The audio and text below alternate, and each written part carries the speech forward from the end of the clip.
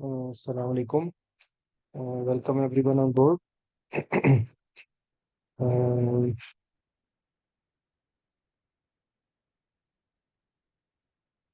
Today we will discuss some points with reference to hemorrhagic shock, and you can say bleeding in trauma. Mm, just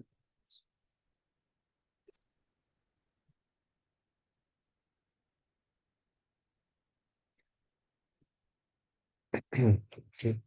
So actually, shock is the station in which like the heart, which is the main pumping organ of the body, who's pumping the blood. So either there is problem with the pumping of the heart, or there is no blood, or tissue is not using. Okay, so shock is a condition in which the tissues are not getting the perfusion. Okay, so today we will be focusing on the shock which is there because of hemorrhage. Okay, hemorrhage, or you can say with reference to cardiac tamponade, there will be obstructive shock, like the blood is there but heart is not able to pump it. So I would like okay, so some basic concepts, like cardiac output is heart rate and stroke volume. Okay, so heart rate is defined by the conducting system in the heart, SA node. So a heart rate is one factor. The stroke volume, which is dependent on myocardial contractility mainly, and of preload and afterload, in the sense that like afterload is the pressure against which the heart pump, and preload is the venous return, or which is contracting the ventricles so that blood is pumped out of the heart. So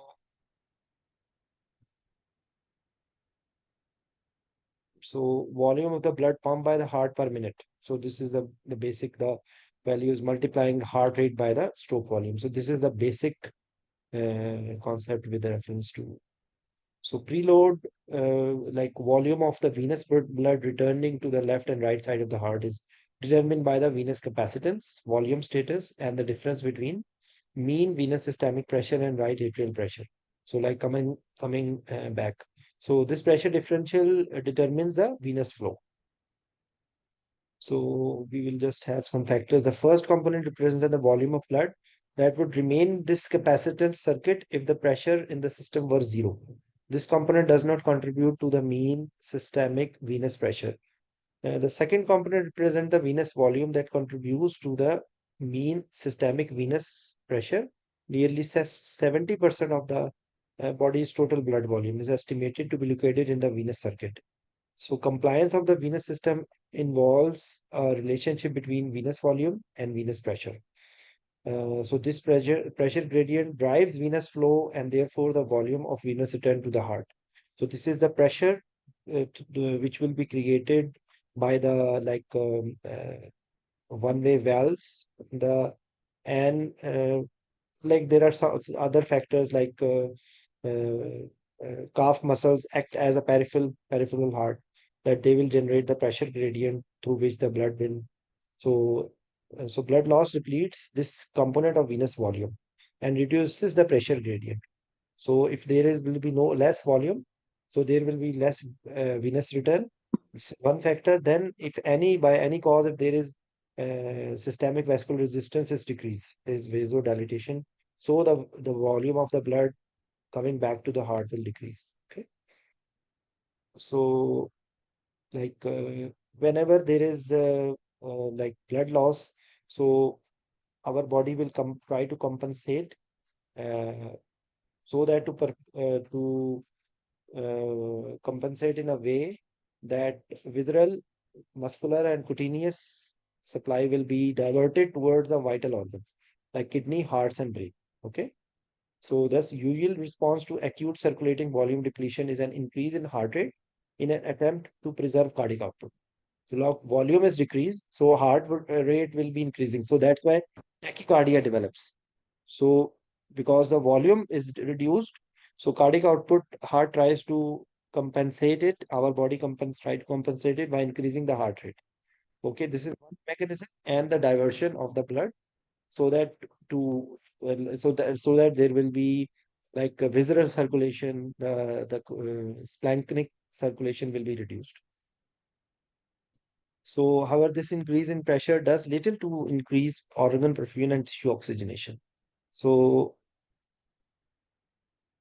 okay, so the release of endogenous catecholamines increases peripheral vascular resistance, which in turn increase diastolic pressure, blood pressure, and reduces pulse pressure. But this effect will be not be too much. Okay, so for patient in early hemorrhagic shock, venous return is preserved to some degree by the compensatory mechanism of contraction of volume of blood in venous system. This compensatory mechanism is limited. So the most effective method of restoring adequate cardiac output and organ perfusion and tissue oxygenation is to restore venous return to normal by locating and stopping the source of bleeding. Okay. So till the time we don't, that's why some people will the concept of damage control resuscitation is also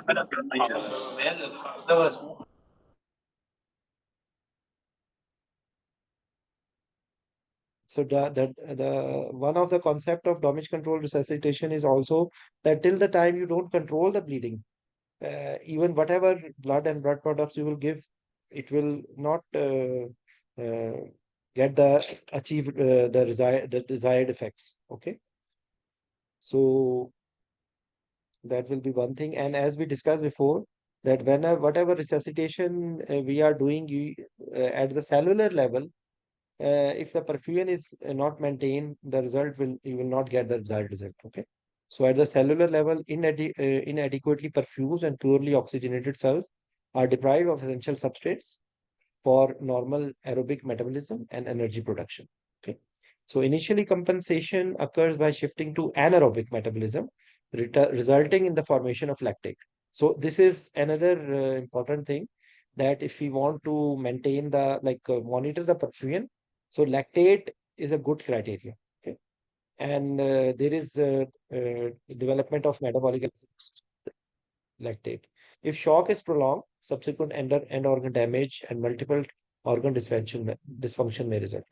Administration of an appropriate quantum of electrolyte solution, blood and blood products help combat this process. So that this is another important thing that if you the patient is already having metabolic acidosis, so if you are giving too much normal saline, it will add to the acidosis. So this is one thing. Unless you give electrolytes crystalloids, along with that, because this is as I mentioned before yesterday as well, that it's usually in a normal patient, if sudden hemorrhage occurs, this is isovolumic. So you need to give the blood and blood products in equal ratio. So this is important thing. Okay. So the treatment must focus on reversing the shock state by stopping the bleeding and providing adequate oxygenation, ventilation, and appropriate fluid resuscitation. So you need to give rapid infusion, and they will mention later on that you need to give at the body temperature. Definitive control of hemorrhage and restoration of adequate circulatory volume are the goals of treating hemorrhagic shock. So vasopressors are contraindicated as a first line. Okay. Because if you are giving vasopressors without giving blood, it will not. Yes, for transient period, you can use some of the vasopressor, but till the time you don't maintain the volume, it will the hemorrhagic shock will not be treated only by giving vasopressors. Okay. Frequently monitoring the patient indices of perfusion to detect any deterioration in the patient condition as early as possible. So it can be reversed. So monitoring also allows the evaluation of the patient's response to therapy. So reassessment helps clinicians identify patients. So the basic summary is that in like hemorrhagic shock, you have to identify how much loss is there, and initially the body will try to compensate with increase in heart rate for the to maintain the cardiac output. Okay. So the presence of shock in a trauma patient warrants the immediate involvement of a surgeon. Strongly consider arranging for early transfer of these patients to a trauma center. So these are the important things. Hemodynamics collapse with inadequate perfusion of the skin, kidneys, and central nervous system is simple to recognize. Like there will be no urine output, the skin will be dry, and CNS changes will start to occur. After ensuring a patent airway and adequate ventilation, trauma team members must carefully evaluate the patient's circulatory status for early manifestations of shock, tachycardia, and cutaneous vasoconstriction. So there will be can delay relying solely on systolic blood pressure as an indicator of shock and delay recognition of the condition, because young patient will compensate, like try to compensate, and the blood pressure may be maintained. Okay, so you need to recognize try to identify these signs of shock rather than only the blood pressure. So a measurable fall in systolic blood pressure will be prevented until up to 30% of patient's blood volume is lost. So this is very important point. Look closely at pulse rate, pulse character, respiratory rate, skin perfusion, and pulse pressure. So tachycardia and cutaneous vasoconstriction are the typical early physiological response to volume loss. This is the same thing again. An injured patient who is cool to the touch and is tachycardic should be considered to be in shock until proven otherwise. So heart rate, you should be knowing the normal variations in like up to 160 in infant and 140 in preschool child, 120 in child up to puberty, and up to 100 beats per minute, okay, in adults. So elderly patient may not exhibit tachycardia because of their limited cardiac response to catecholamine stimulation. They have less adrenergic tone. Okay. Massive blood loss may produce only a slight decrease in initial hematocrit or hemoglobin concentration. Can anyone tell why hemoglobin concentration will not decrease significantly? Azhar,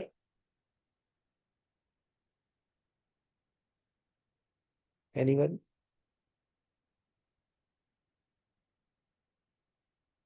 The point here is that because this is isovolemic loss, so the concentration will not decrease initially. But as soon as you start giving fluids, only suddenly the concentration will decrease. Okay, so this is something important. Mm, just a second.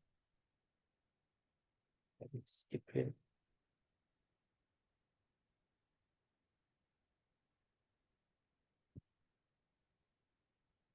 because I'm trying to focus mainly on the hemorrhagic shock.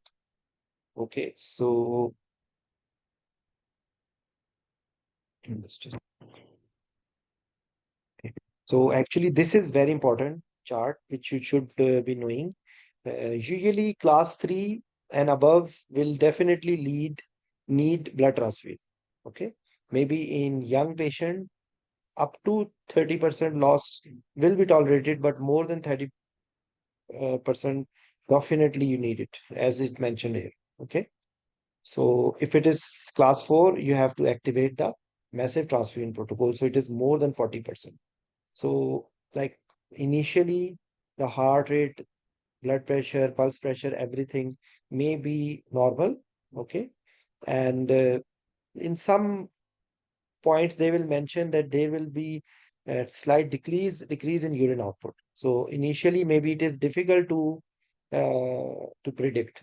Okay, and then similarly there will be increase in heart rate in class 2, and the pulse pressure will start decreasing uh, because it will come try to compensate and gradually the heart rate will increase, the urine output will significantly decrease, and now the acidosis will start developing.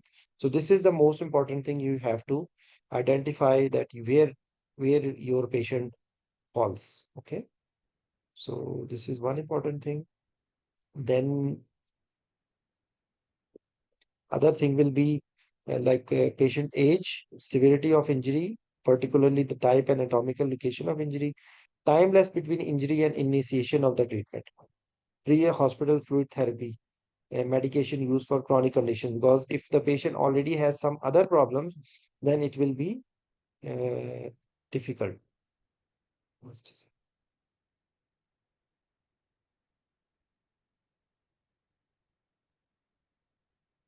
This is actually the number of things we had discussed before. How to estimate, like if it is not visible, how will you decide about how much uh, blood and blood products you need to give? Roughly 1 unit of PRBC will increase how much hemoglobin?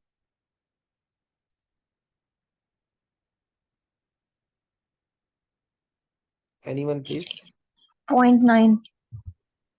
Like up to one Yes. gram, 1 gram per DL. Okay. So this is and in how to give blood PRBC in pediatric patient. 10 to 15 ml per kg. Very good. So just a second. Blood replacement. That's very good. Okay, so if I ask you that, what are the ways to, you can say, what will be what should be the criteria by which you will manage such patients? What will be the basic things you will be needing? Like one of them will be rapid infuser system. Okay. Then you might need to have large bore IV cannulas. Okay. Then you need warming devices. Okay. Then what else? There is a you have to do ABGs, and more advanced, you might need to have like Rotem or TEG. Then you need to monitor the clinical parameters, you will target the heart rate, blood pressure, urine output. Okay. If the patient is conscious, so conscious level and irritability and everything. And the other mucous membranes. Okay. And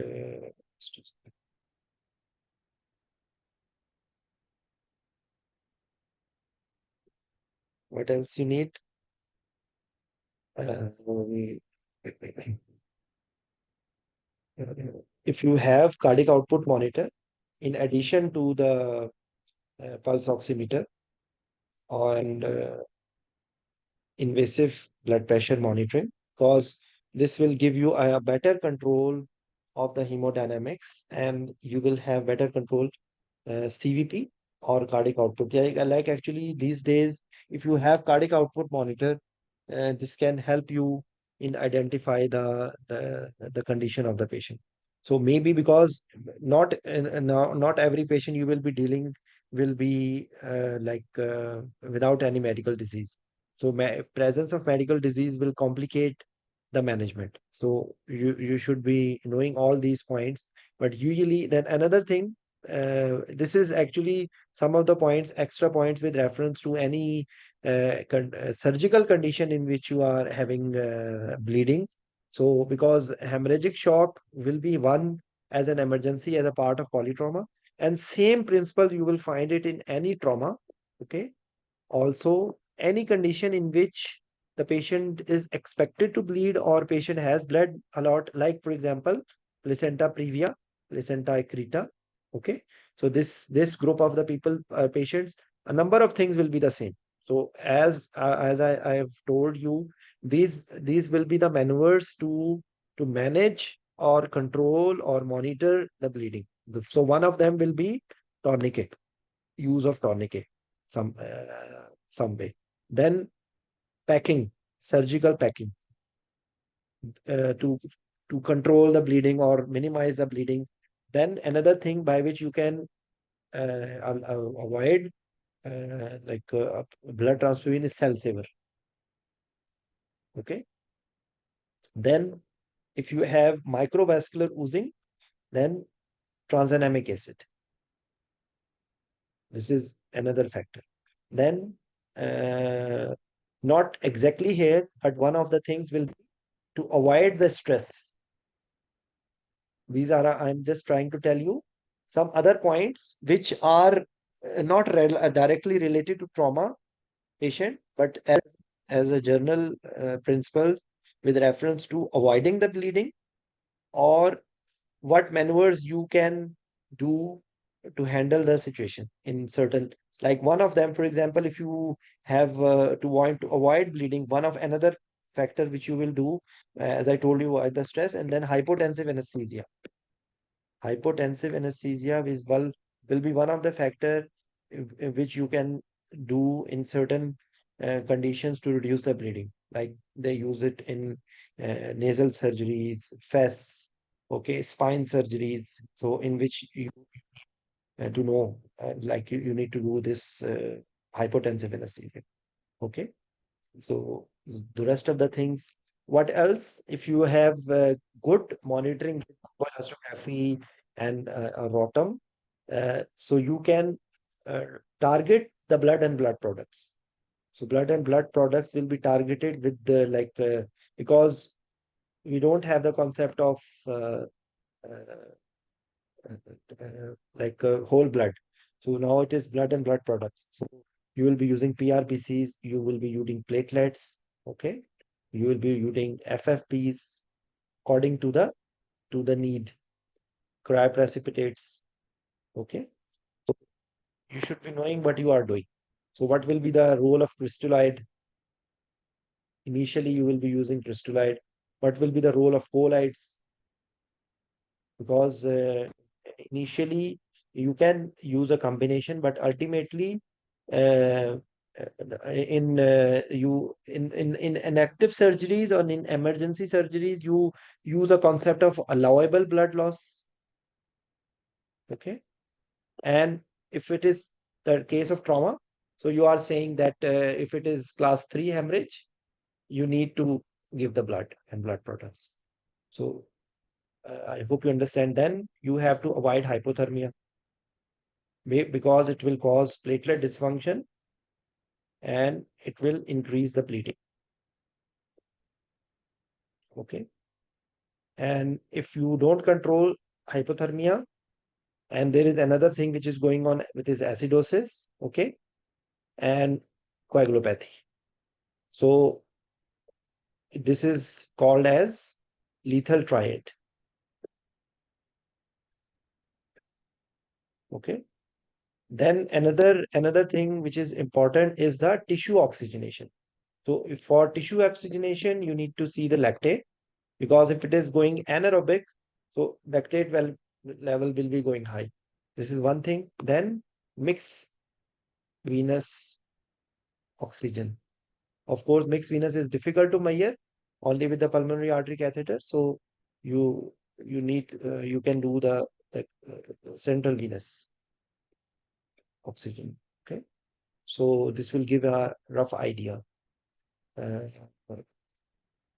so these are some of the points which you should be, and actually these points are common whether you are treating acute hemorrhagic shock, whether you are and having placenta previa, or you are having any other condition in which patient rapidly lose the blood. So number of concepts are the same. So how to estimate? This is the first thing. how body is responding, how to estimate the level of bleeding, how to monitor, how the body will respond.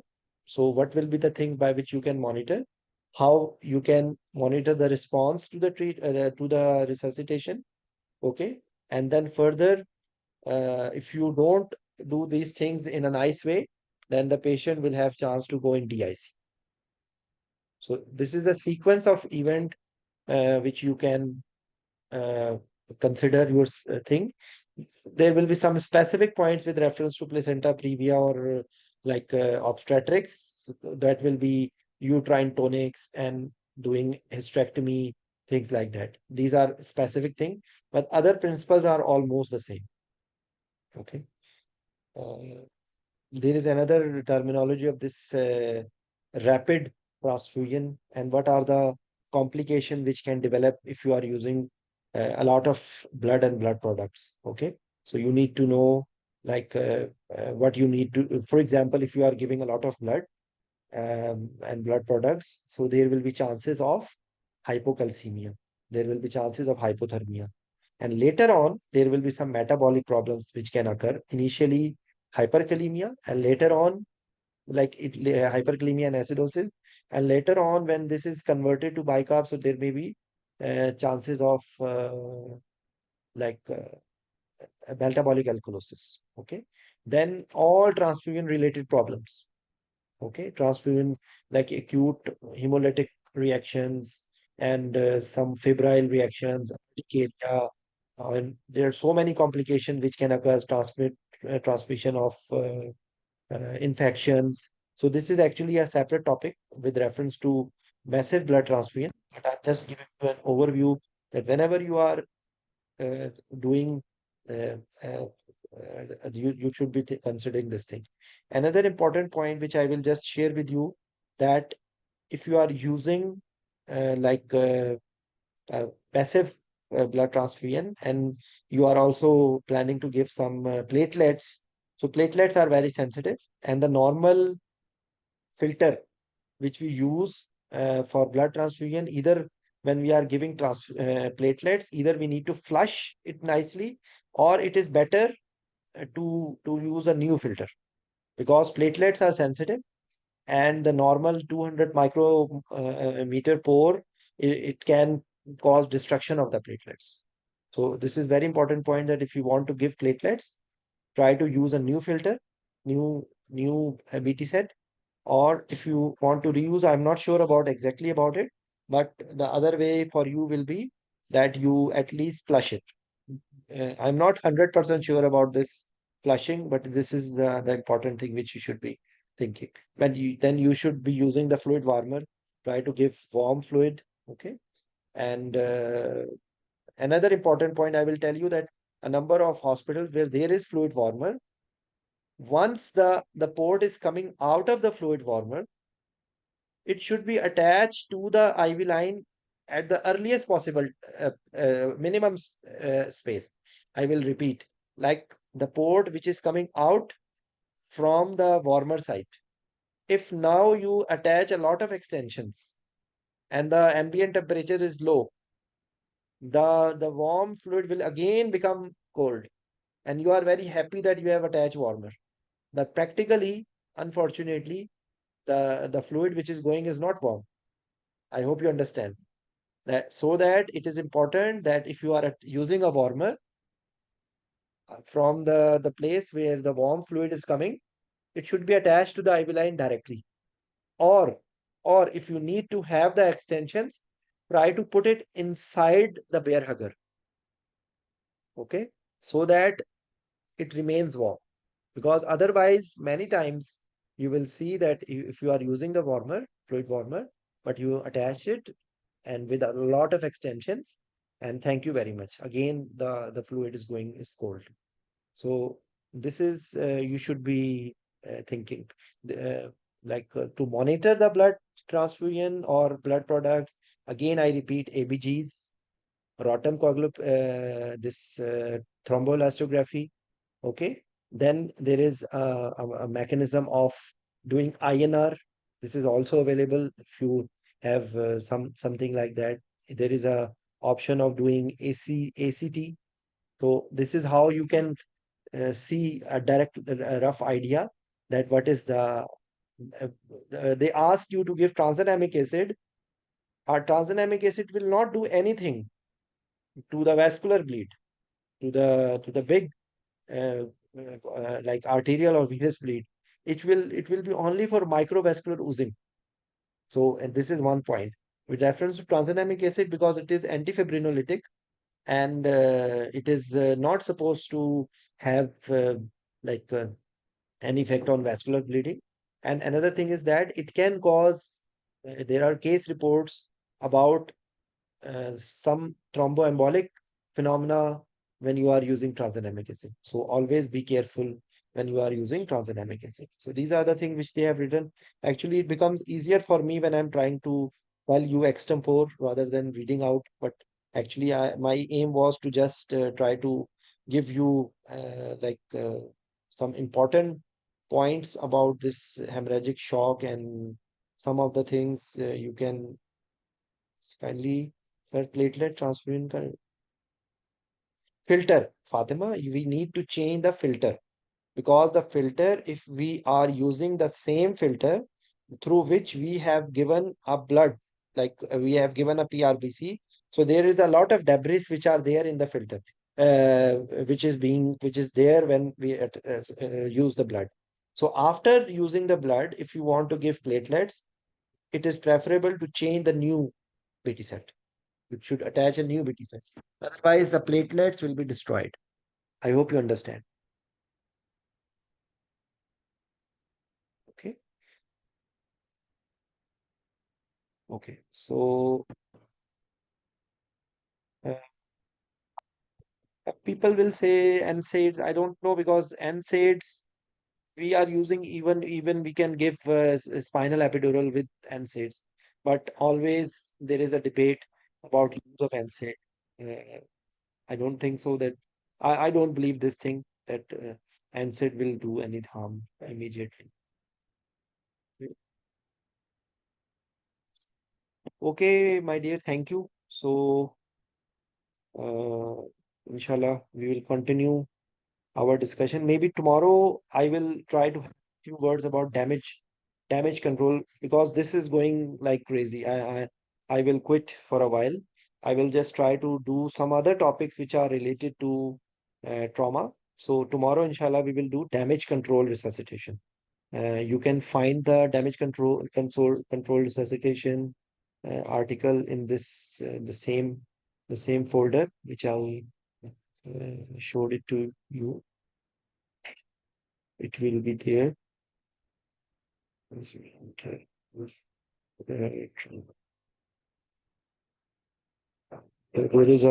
is a damage control resuscitation over here. Okay, there is a whole book of it. There is a whole book here, but I think that article will be sufficient. So inshallah, I will try to have some more points about it. A number of things will be repeated. If you are opening, just I recall something. So I will show you that if you want to have some concept about use of filters. So if you go here, books, okay, physics equipment book, because this one there are, all the books are the same, but I will suggest you to have a look, because we just use this word of filter, because I always forget this topic is not very simple. I will show you, just a second, please. This is on page number 238. Let's see how much time we are able to get into this page. There are so many books for physics. You can read from any one of them. I like when I was preparing for some international exams, I found this book very nice. So uh, I have labeled it as best equipment book, but its name is not best equipment book. Its name is something else. Just let me show. Because I just wanted to show you about the filters. Okay.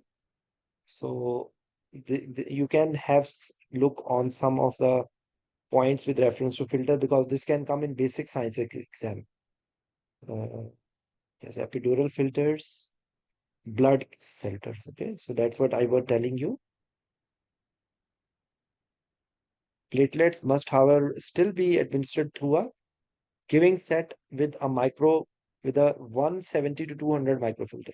Okay, this can either be through a standard blood giving set or a specific platelet giving set with 200 micrometer filter.